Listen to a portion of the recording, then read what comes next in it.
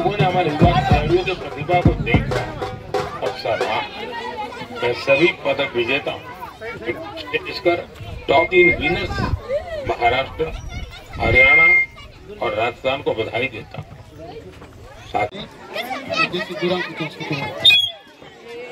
भारत में शहद उत्पादन एक साल में करीब 70-75 हजार मैट्रिक टन होता था।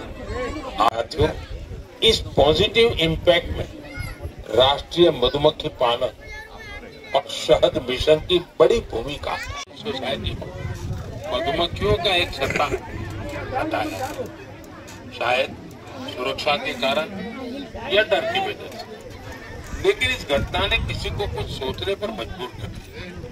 अमित नाम के युवा ने तय किया कि बीज को हटाना नहीं।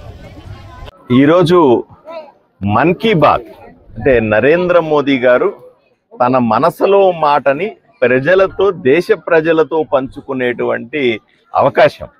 ప్రతి నెల కూడా చివరి ఆదివారం 11:30 నుంచి 12 గంటల మధ్య మన్ కీ బాత్ అని మన దేశ ప్రధాని శ్రీ నరేంద్ర మోదీ గారు దేశ ప్రజలను ఉద్దేశించి ప్రసంగిస్తా ఉన్నారు.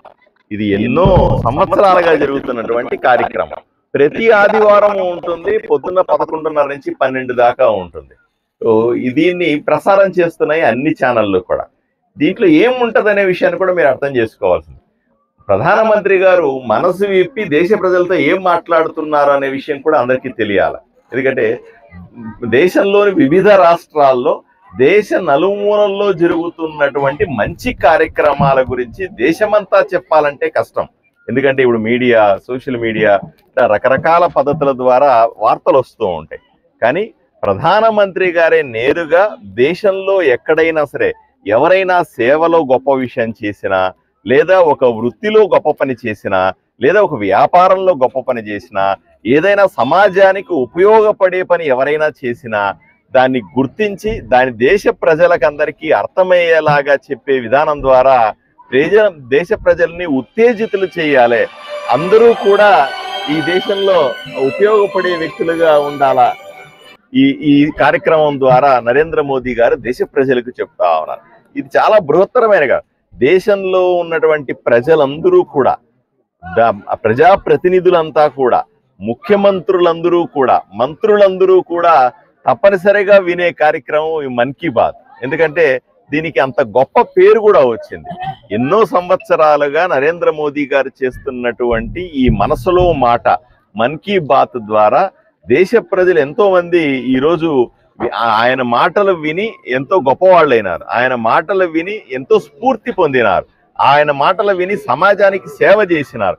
ఆయన మాటలు విని కరోనా సందర్భంలో ఎంతో మందికి దానగుణాన్ని చూపించినారు. ఎంతో మంది శాస్త్రవేత్తలని ప్రపంచానికి పరిచయం చేసి, ఎంతో మంది సామాజిక కార్యకర్తల్ని, సమాజానికి ఉపయోగపడే వ్యక్తులని, సమాజానికి ఈరోజు మనం చూస్తా ఉన్నాం. ఈరోజు తేనెటీగల పెంపకం గురించి నరేంద్ర మోదీ గారు చెప్తారు. ఛత్తీస్గఢ్లో అయితేనేమి, లేదా మహారాష్ట్రలో అయితేనేమి, వివిధ ప్రాంతాలలో గృహిణులైనా సరే, చిన్న పని చేసుకునే వాళ్ళైనా సరే, లేదా పొలంలో పని చేసుకునేటువంటి రైతులైనా సరే, ఈ తేనెటీగల పెంపకం ద్వారా ఏ విధంగా తేనెను సేకరిస్తా ఉన్నారు, దానికి బ్రాండింగ్ చేసి కేంద్ర ప్రభుత్వం ఏ విధంగా వాళ్ళని ప్రోత్సహిస్తా ఉంది. మనం కూడా తేనె కొంటా ఉన్నాం. ఎక్కడో ఏదో పెద్ద బ్రాండ్ల తేనె కొనడం కంటే కూడా స్థానికంగా తయారైనటువంటి, స్థానికంగా రైతులు తయారు చేసుకున్నటువంటి, లేదా వాళ్ళు చేస్తున్నటువంటి తేనెను మనం కొంటే ఇవి గొప్పగా వాళ్ళకు కూడా ఉపయోగపడుతుంది. ఈ తేనె స్వచ్ఛంగా ఉంటుంది అనే విషయాన్ని నరేంద్ర మోదీ గారు చెప్పారు. అంటే ఎంత పెద్ద, అంటే చిన్న విషయాన్ని కూడా, మన ప్రజల మనసును స్పృశించే విషయాన్ని కూడా ఆయన చాలా గొప్పగా ప్రజల ముందుకు తేగలుగుతా ఉన్నాడు. అందువల్ల అందరినీ కూడా, ఆదోని ప్రజలతో పాటుగా, కర్నూలు జిల్లా ప్రజలతో పాటుగా ఆంధ్ర రాష్ట్ర ప్రజలందరినీ కూడా నేను ఒకటే రిక్వెస్ట్ చేస్తాను. తప్పనిసరిగా ప్రతి నెల చివరి ఆదివారంలో 11:30కు వచ్చేటువంటి మన్ కీ బాత్ను తప్పనిసరిగా వినాల్సిందిగా కోరుతా ఉన్నాను.